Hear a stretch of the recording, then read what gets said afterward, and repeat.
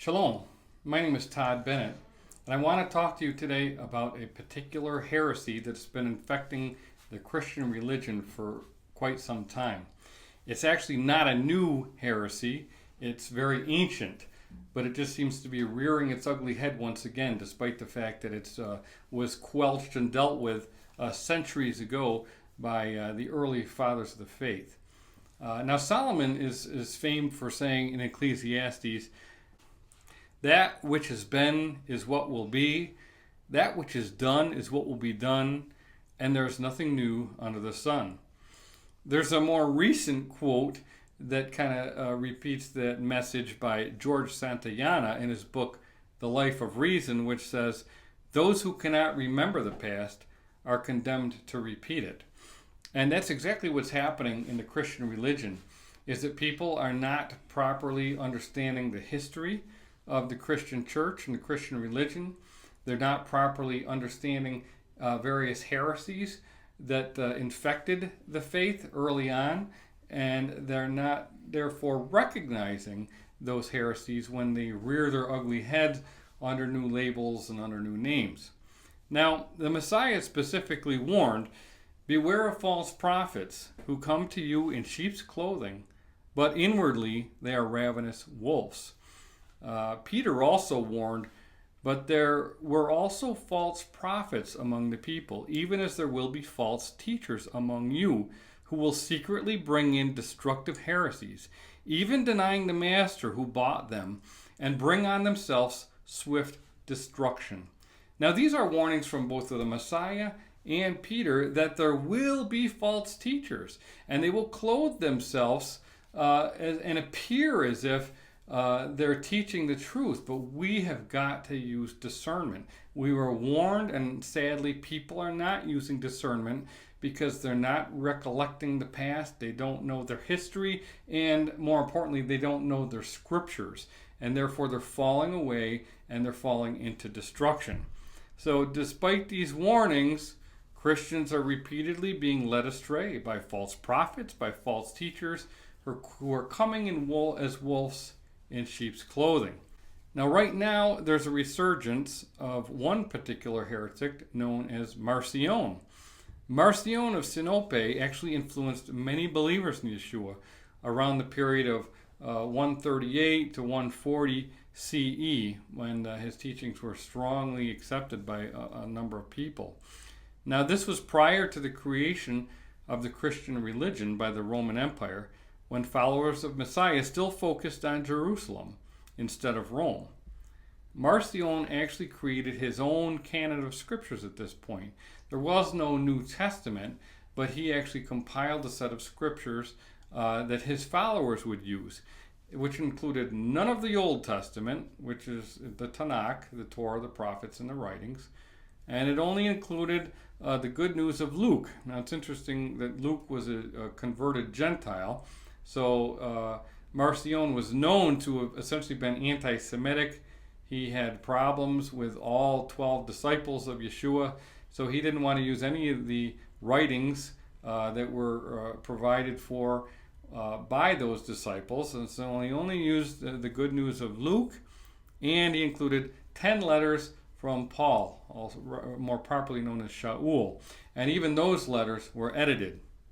So he basically got rid of all the writings of the Messiah and the early believers, which were considered to be scriptures, and he placed the focus on Paul. He taught that the original 12 disciples were promoting the doctrine of the old Messiah, and Paul was actually promoting the teachings of a new Messiah. And this is really quite amazing, since Paul himself referred to the scriptures and relied upon the accepted scriptures of the day, which included the Torah, the prophets, and the writings. So Marcion was really placing the emphasis on Paul, but Paul himself quoted the Torah, the prophets, and the writings to support his teachings. So we can see a huge problem right there with Marcion. He juxtaposed the Messiah of the Israelites from the Christ of the Christians. Instead of teaching that God, through the Messiah, provided the forgiveness, atonement, and redemption necessary to restore all of humankind through that covenant, Marcion taught that a different God, a God of love and forgiveness, defeated the God of judgment and of wrath that he said was the one referred to in the Old Testament. So he needed to make this separation in order to justify his rejection of the Torah and of the commandments, because that's what it really came down to. Marcion was rejecting the Torah. He was anti-Semitic, and he wanted nothing to do with Israel and the covenant people that he referred to of the Old Testament, and he wanted to create a brand new assembly of Christians who did not follow the Torah, and essentially he relied upon the writings of Paul to support that teaching. Now, while these teachings are obviously heretical, it's alarming to discern that there are remnants and traces of Marcion's teachings embedded throughout the modern Christian religion. Even though Christians contain the Torah, the prophets, and the writings in their Bibles, most consider them to be more important for historical purposes and applicable to Jews rather than Christians. In fact, many Christians have completely detached from the Old Testament and the God of the Old Testament named Yahuwah. They're following a different God who they refer to as the Lord in their English Bibles, and their focus is not so much on obeying the commandments as it is the belief that they're free from obeying the commandments. So we can see that they're heading the way of Marcion. And instead of viewing the commandments as life-giving guidance from the Creator that lead to blessings, most Christians perceive the commandments as the law, which puts them under bondage, which is absolutely the opposite of what it's supposed to be. Now, this is the lie straight from the serpent and the garden, intended to deceive people. But the tradition of these doctrines are deeply rooted from the time of Marcion, and those roots are now bearing fruit in modern Christianity. Yahuwah specifically stated through the prophet Malachi that he does not change. In fact, Yahuwah sent his son Yeshua to fulfill prophecy, provide atonement, and reunite the tribes and restore the kingdom of Israel. Sadly, many Christians think that Yahuwah did change his mind and will not fulfill his covenant promise to his people Yisrael. Instead, they've created a new fictional entity called the church that they believe Jesus Christ established to replace Yisrael, the covenant people of Elohim. Instead of following the teachings of Messiah Yeshua, who lived and taught the commandments, they followed Jesus Christ, who purportedly did away with the Torah. According to many Christians, they no longer need to obey the commandments because they're in a new and different covenant than the one made with Yisrael. Again, these beliefs are contrary to the Scriptures and the Messiah, who came as the king of the house of Judah and stated that he came for the lost sheep of the house of Yisrael. He also specifically stated that he did not come to destroy any of the Torah or the prophets, and that he would reject those who failed to obey the Torah. And we know that he did, in fact, renew the covenant with Israel at the Last Supper, which was a Passover meal.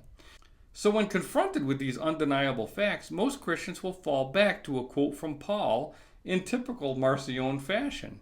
Instead of following the totality of the Scriptures, they're limiting their review to the writings of Paul, which, according to Peter, untaught and unstable people have twisted to their own destruction along with the rest of the Scriptures. Now, this is nothing new and very dangerous, and ultimately will lead many people to destruction. Of course, this was by design. These false teachings have been planted by the enemy to lead people astray and destroy them.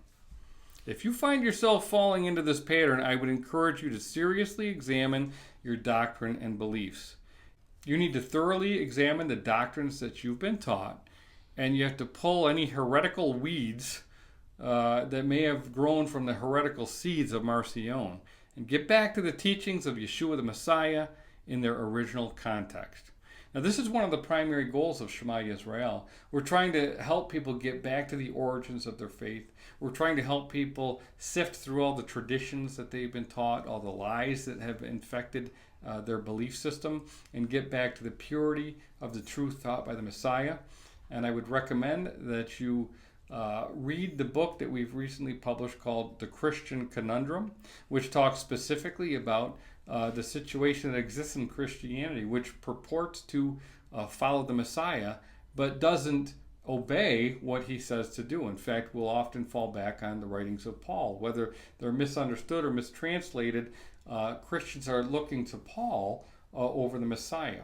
And it's really serious error that derives back from Marcion. So check us out. Check out our teachings. Check out our website at www.shemayisrael.net. And also we have additional teachings that we're providing on our YouTube channel at Shema Yisrael Teaching.